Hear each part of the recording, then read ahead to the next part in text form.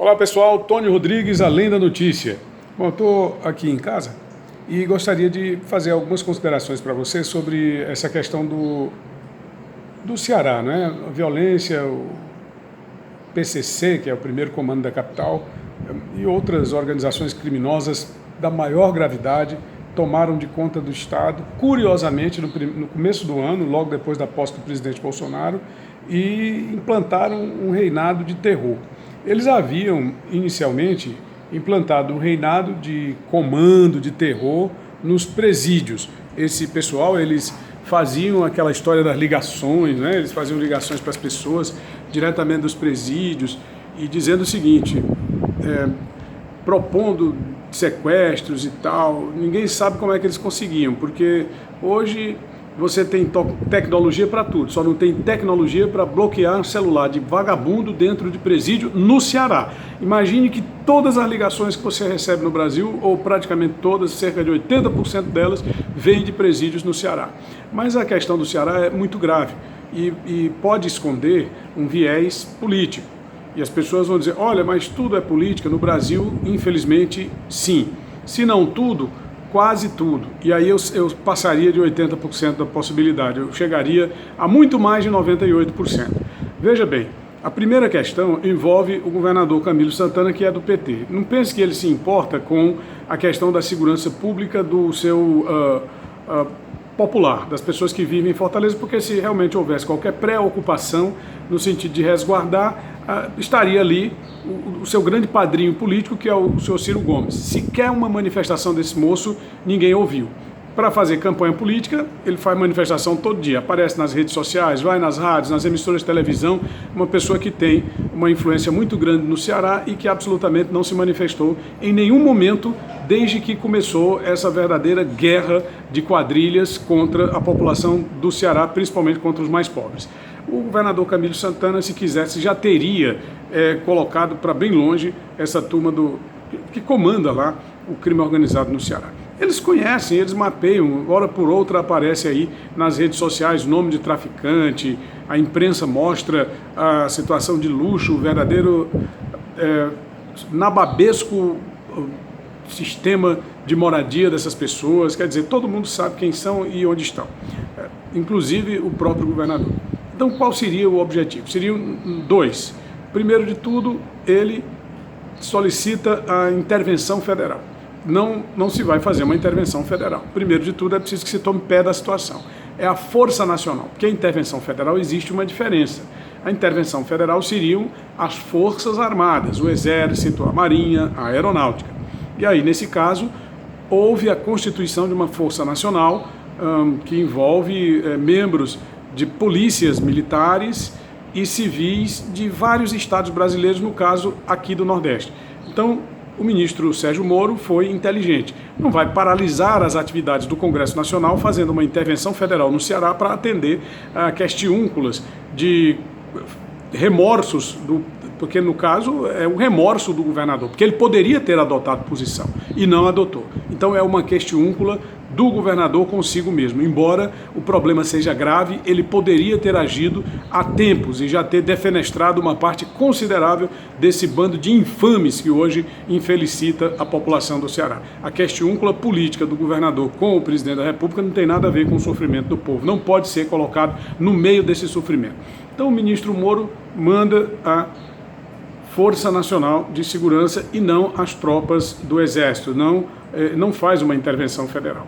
Mas se não tivesse mandado nem a Força de Segurança, se não tivesse dado ouvidos, como era o que se pretendia, muito bem orientado está pela cartilha do PT, o governador Camilo Santana, qual seria o discurso? Seria o discurso de dizer, olha, tá vendo? O presidente não se importa com o Nordeste, o presidente não se importa com o Ceará, o ministro Moro é contra o Nordeste e contra o Ceará. Sequer mandou a Força Nacional de Segurança para cá, sequer. Veja bem como que pensa a cabeça enviesada, né?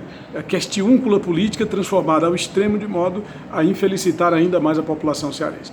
E a outra questão é a intervenção federal. Aonde nos levaria a intervenção federal? Nos levaria ao engessamento completo e absoluto das reformas urgentes e necessárias de que precisa o Brasil nesse momento. Por quê? Porque todo mundo sabe que a legislação brasileira mediante a intervenção das Forças Armadas em qualquer estado brasileiro, pode ser no estado mais recôndito, mais distante do centro do poder, vamos dizer assim, lá em Roraima ou Rondônia, é recôndito. Não pela situação econômica, mas pela questão geográfica, isola a questão política. Não tem nada a ver com política, mas você trata objetivamente do que diz a lei. Diz a lei brasileira que, estando qualquer das unidades da federação sob intervenção das Forças Armadas, o Congresso Nacional fica impedido de fazer alterações na Constituição Federal. A Carta Magna ela não pode ser alterada. E qual seria o problema que traria prejuízo para a população brasileira? A questão da nossa reforma da Previdência, das reformas necessárias e urgentes. E a principal delas é a reforma da Previdência, que precisa ser votada já já, precisa ser colocada em votação já já, melhorando rapidamente esse panorama da nossa economia e a questão do ânimo da própria população brasileira, não em relação ao governo, mas em relação ao próprio país. Então, tramar, eu não acredito que isso tenha acontecido. Lamentavelmente, se tiver acontecido, eu vou dizer que esse pessoal é capaz de muita coisa. Mas eles são capazes, sim. Primeiro, boicotaram a posse com a finalidade de boicotar o governo. Segundo, veja o que é que eles estão fazendo aí. Na Embaixada da Alemanha, inclusive, houve pichações na Embaixada da Alemanha por conta da proximidade do presidente Bolsonaro com o pessoal e com os judeus em Jerusalém. E um detalhe interessante, esse PT é um partido tão miserável que eles desconhecem a própria história brasileira, a origem do Brasil. O grande escritor Rubem Fonseca traz no seu mais recente livro, Carne Crua, uma informação interessante de uma de suas recentes viagens a Portugal, que através da ficção ele fala muito a verdade. O nosso descobridor, ou pelo menos diz a história, não é? Pedro Álvares Cabral, de acordo com um rabino que existe nessa cidade de Belmonte, ele desafia a história para, segundo ele, provar que Pedro Álvares Cabral tinha origem de judeu, ou seja, era Pedro Álvares Cabral um judeu.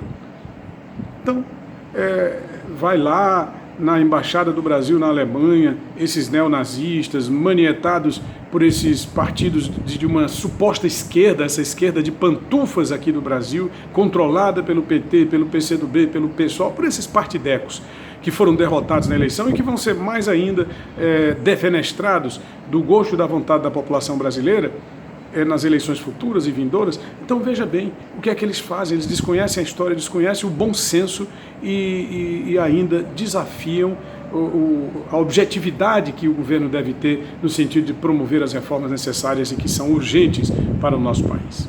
Então era isso que eu tinha a dizer sobre essa questão da intervenção federal no Ceará, que não pode acontecer a intervenção federal agora. A Força Nacional de Segurança espera-se, já aconteceu no Piauí. A Força Nacional de Segurança veio no governo Dilma, me parece, controlou a situação, trouxe um ânimo melhor para a nossa população. Não resolveu absolutamente da maneira como se pretendia, mas melhorou bastante. E nós esperamos que melhore bastante a situação do Ceará, dando uma tranquilidade maior para aquela população, que é uma população irmã aqui do Nordeste, que nós piauienses torcemos bastante, lamentando apenas que o governador do Piauí tenha mandado uma quantidade diminuta de pessoas para atuar e também que não tem preparo no enfrentamento, né? No enfrentamento da situação de violência e crime, de hostilidades, porque agentes penitenciários eles não cuidam de patrulhamento ostensivo, eles não cuidam de enfrentamento, eles cuidam de guardar presos. Eles eram os antigos carcereiros, né? Do sistema carcerário. Não é esse o papel, de fazer patrulhamento, de fazer ostensividade, de fazer enfrentamento ao crime. Mas, enfim, é uma forma que o PT encontra de mandar o seu recado para o presidente Bolsonaro. E também, quem sabe até, de dizer para que serve o partido, para que tem servido o partido. Como dizia Nietzsche, quando você olha para o abismo olha para você. O Piauí tem olhado para o abismo desde 2003, assim como o Brasil estava olhando e recentemente se libertou. Se você gostou, clica lá no gostei bem aqui embaixo, se inscreve no canal, divulga com os seus amigos, não esquece, tá? Bota lá no gostei. É Tony Rodrigues, Além da Notícia. Repito, Tony Rodrigues, parece que eu dei uma gaguejada. Tony Rodrigues, Além da Notícia. Um grande abraço. Valeu!